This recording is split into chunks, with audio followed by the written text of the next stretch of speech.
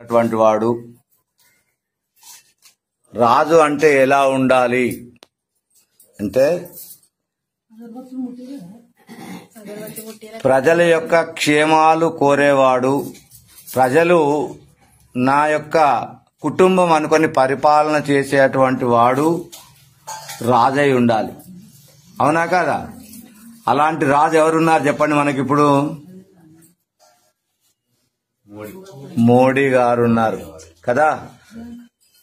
మోడీకి ఎన్ని ఆస్తులు ఉన్నాయి? ఏమీ లేవు.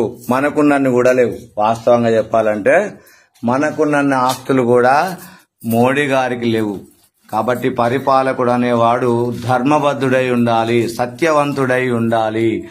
కాబట్టి రాబోయే 30వ తారీఖు నాడు మనం ఓటు ఎవరికి వేయాలి? బీజేపీకే వేయాలి. వేయకుంటే వచ్చే నష్టం ఏమిటి అంటే, మీరు చూడండి, ఎక్కడ ఇంటర్వ్యూకి వెళ్ళినా స్త్రీలు బుర్కా వేసుకొని పోతే లోపలికి సాధారణంగా డైరెక్ట్ గా వెళ్లిపోతున్నారు. మన వాళ్లను గాజులు తీపిస్తున్నారు, చేతులు అంగిలు కట్ చేస్తున్నారు, మంగళసూత్రాలు మెడల నుంచి తీపిస్తున్నారు. మీరు చూడండి, మంగళసూత్రాలు ఏ నకలు చిట్టి దాచుకుంటారండి? దాచుకోగలుగుతారా?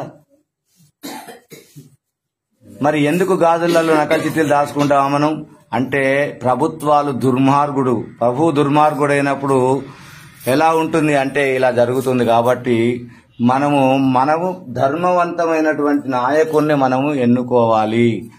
ఇది మనకు అవకాశం వచ్చింది. ఈ అవకాశాన్ని మనము దుర్వినియోగము చేయకూడదు. కాబట్టి ఎంత అన్యాయం అండి, మెడలో మంగళసూత్రాలు ఇవ్వడం అంటే ఎంత అమంగళకరము. అవునా కాదా? అదే బురక వేసుకొని వెళ్తూ ఉన్నారు. వాళ్ళు బురకలు ఎన్నుంటాయి? 1,00,000 చిట్టీలు పెట్టుకొని పోతుంది, కానీ సలక్షణంగా వెళ్తుంది. అది నేను చూశాను. అలాంటి ప్రభుత్వం మనకద్దు. రజాకర్ల ప్రభుత్వం మనకద్దు.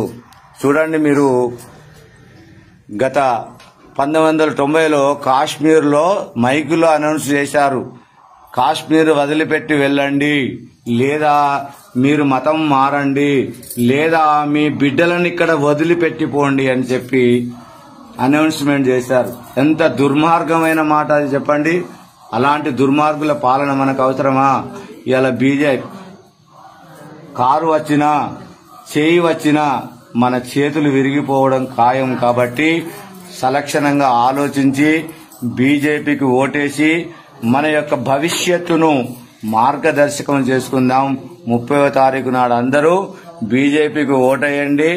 మన యొక్క తండ్రి లాంటి యోగిని గెలిపించుకొని సుపరిపాలన చేసుకుందాం. కాబట్టి